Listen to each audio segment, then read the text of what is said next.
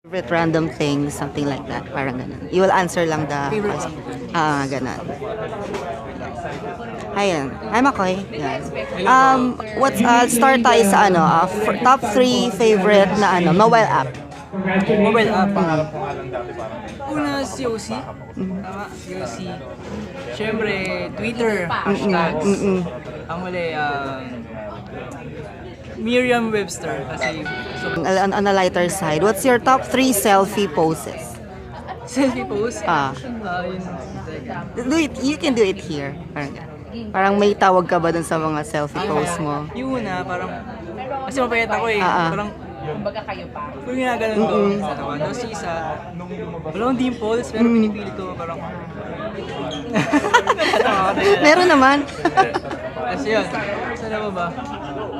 Tapos yun, unique to eh, kasi sa ex ko to. Parang, bigla. Parang pa-cute. Sa totoo lang po kuya,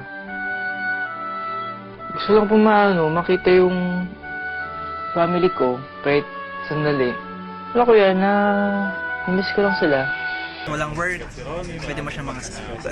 Kumbaga lagi kayong madalas kayong magkasama sa We Will Survive. Medyo na-develop na ba yung friendship no? And nagle-level up na into the next level? Yun po kasi parang sa akin po, parang palilim pa lang ng palilim yung pagkakaibigan po namin.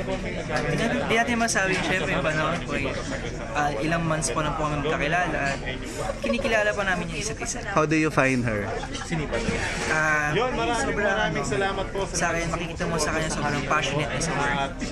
Kasi makita mo, kahit ako tinuturuan niya pag sa mga scene namin, makita mo siya nag-enjoy lang. Hindi po kayo magsisisi.